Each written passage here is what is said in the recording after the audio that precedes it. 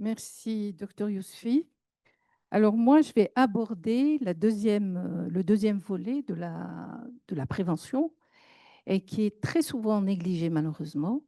Donc, à côté de la prévention, de la vaccination, nous avons la prévention et le contrôle de l'infection en milieu communautaire et en milieu hospitalier ou dans les établissements de santé. Alors, est-ce que ça va avancer? Difficilement, hein. Voilà. Donc, je vais suivre à peu près ce plan-là. Je reviens en arrière. Ce plan-là, c'est-à-dire que je vais vous présenter les objectifs de la prévention et de contrôle de l'infection, les principes généraux de la prévention, les mesures barrières, l'hygiène de l'environnement qui est très, très importante, l'organisation dans les établissements de santé, comment s'organiser lorsqu'on a, quand la grippe arrive, quand c'est la saison, les mesures communautaires, donc en milieu communautaire, qu'est-ce qu'il faut faire, le suivi et l'évaluation, ça c'est fondamental parce qu'on ne peut améliorer, corriger que ce qu'on peut évaluer, et enfin les messages clés à retenir.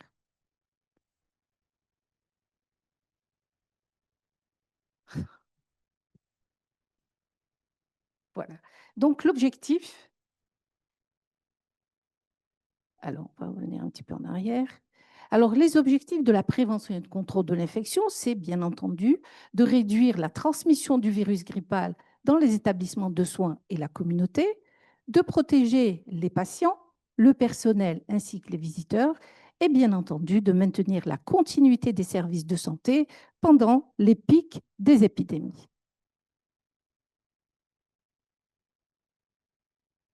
Alors, il y a un petit souci. Voilà. Alors, les principes généraux de la prévention, donc les mesures de prévention, découlent généralement de différents travaux de recherche sur justement le virus, sur la contamination, et ça a été très très bien décrit et bien développé par le professeur Himmel. Par exemple, on voit, grâce à certains travaux, on sait maintenant que le virus peut persister sur les surfaces 24 à 48 heures quand c'est des surfaces non poreuses, et il peut persister au-delà de 2 heures sur une peau humaine. Il faut savoir que le virus H5N1 peut rester viable jusqu'à 8 heures sur la peau. Les désinfectants, donc les produits permettant de détruire ce virus, ont été également étudiés. Et c'est comme ça qu'on s'est rendu compte, ou bien les travaux ont montré, que l'éthanol a une concentration supérieure ou égale à 40%, ou bien l'isopropanol 70%. Et ça, c'est très important de voir sur les notices la concentration de ces alcools permettent la réduction de jusqu'à plus de 4 logs de l'inoculum viral en 15 secondes seulement. Et les travaux ont bien montré aussi que l'hypochlorite de sodium et les phénoliques sont également efficaces pour la destruction des virus qui se retrouvent sur les surfaces. Alors, les mesures de prévention, on va les voir donc tout de suite. On va commencer par l'hygiène, les mesures barrières individuelles. Alors, on commence par l'hygiène des mains. L'hygiène des mains, c'est très, très important.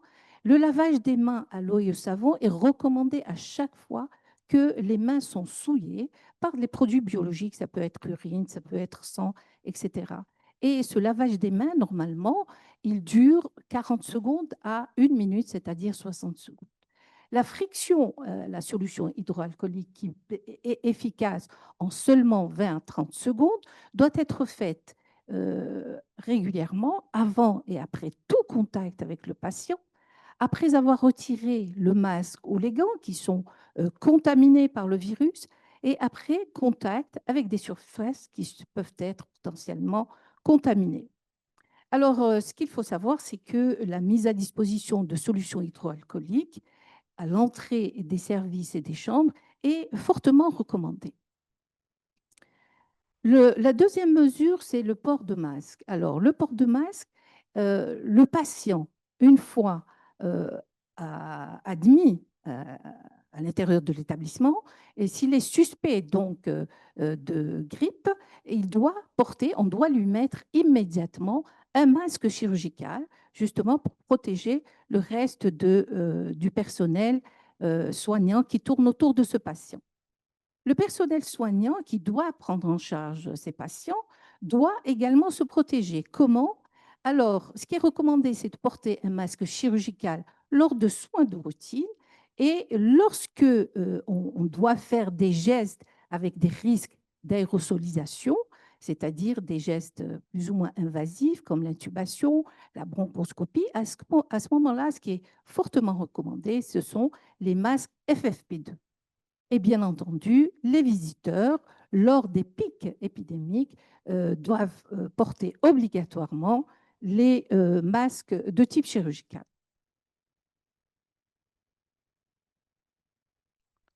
Alors, euh, problème avec la... Voilà.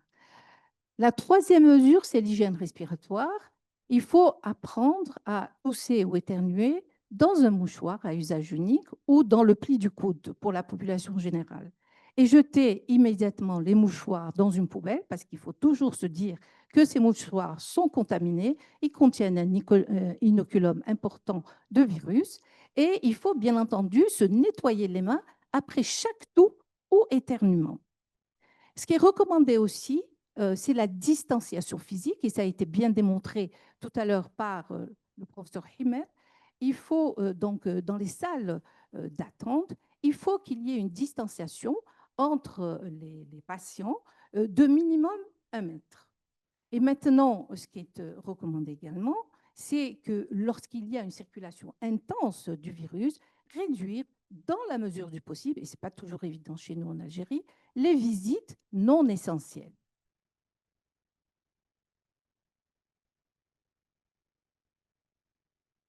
Alors, l'hygiène de l'environnement, c'est donc le bio-nettoyage. Ce bio-nettoyage, il doit être fréquent, quotidien, parfois renforcé, plusieurs fois dans la journée lorsqu'on est en période d'épidémie.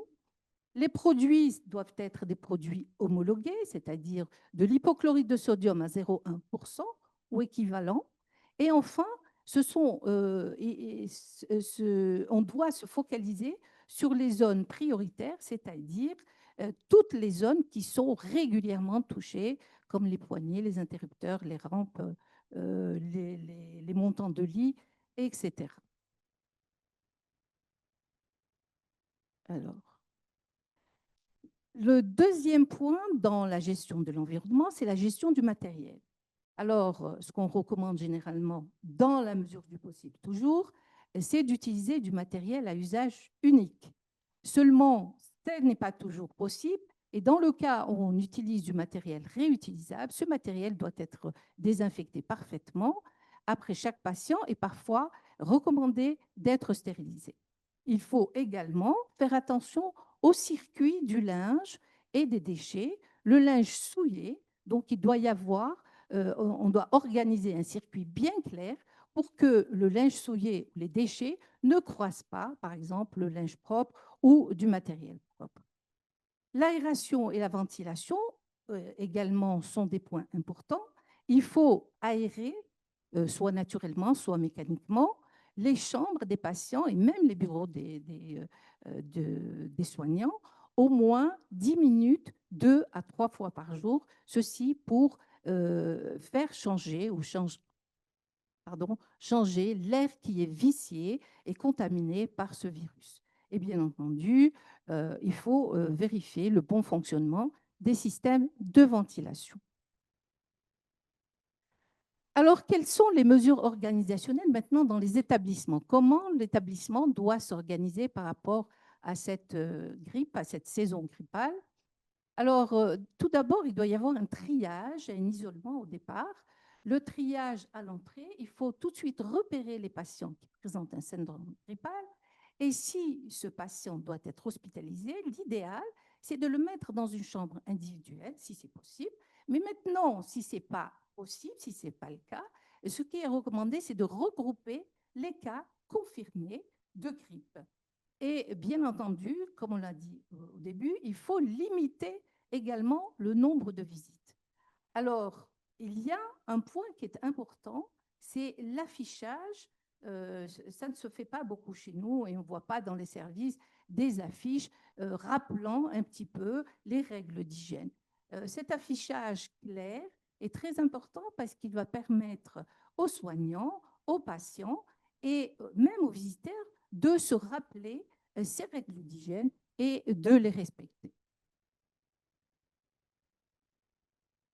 Alors, le personnel qui doit prendre en charge ces patients doit être également protégé. Alors, il doit être obligatoirement vacciné, ça a été dit, et on doit mettre à sa disposition des EPI, c'est-à-dire masques, gants, blouses jetables, de manière à ce qu'ils puissent, lors des soins, se protéger. Et ce qui est recommandé aussi, c'est d'interdire ou de mettre en arrêt de travail tout personnel soignant symptomatique jusqu'à sa guérison, parce que ça ne sert à rien de garder un médecin, un infirmier qui montre des signes de grippe parce qu'il risque de contaminer tout l'environnement des patients et tout le reste du personnel. Alors, toujours dans les mesures organisationnelles, il y a la formation et la supervision. La formation régulière du personnel sur la PCI respiratoire et l'utilisation des EPI est très importante. Pourquoi? Parce que c'est en rappelant, en répétant, qu'on va amener le personnel à utiliser régulièrement ces EPI et puis à se laver, par exemple, les mains au bon moment et à se frictionner les mains justement pour diminuer et pour, disons, éliminer tous les virus qui peuvent être ramassés lors des soins. Alors, un autre point qui est important, c'est les audits internes. Les audits internes sur l'hygiène des mains et la propreté des surfaces. Et comme je l'avais dit auparavant, on ne peut corriger, améliorer que ce qu'on peut mesurer et on ne mesure qu'à travers les audits.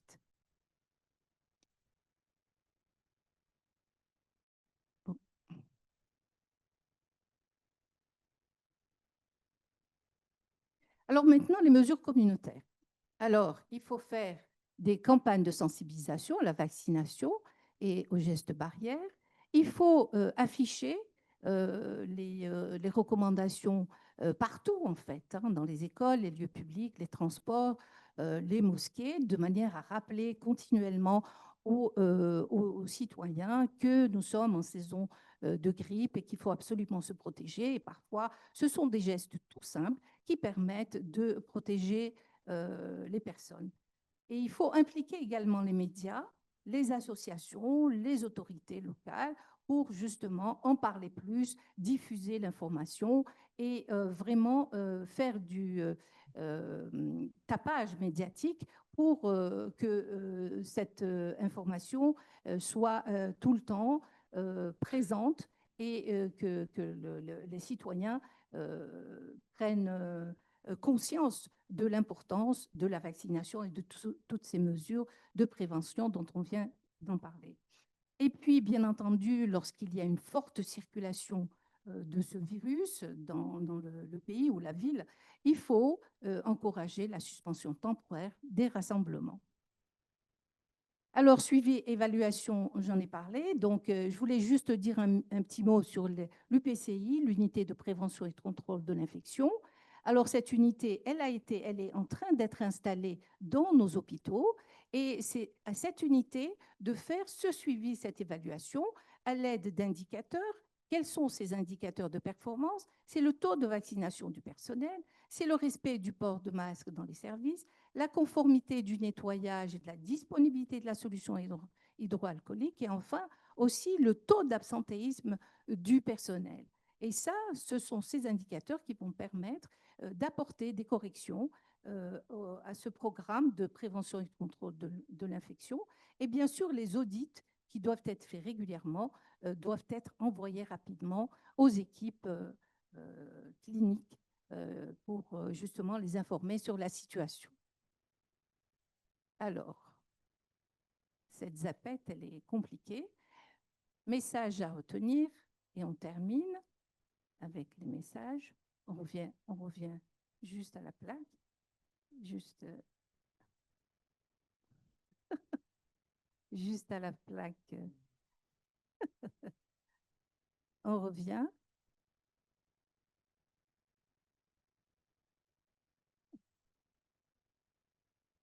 Désolée pour ce... Voilà. Donc, ce que je voulais dire, c'est que nous avons les outils aujourd'hui, nous avons les outils pour prévenir et contrôler ces infections. Les outils, c'est quoi? Nous avons au niveau de nos hôpitaux, de nos établissements de santé, le CLIN, le Comité de lutte contre les infections nosocomiales, qui doit justement, à chaque début de saison grippale, se réunir et déjà rédiger une feuille de route, disons, pour prendre en charge cette grippe.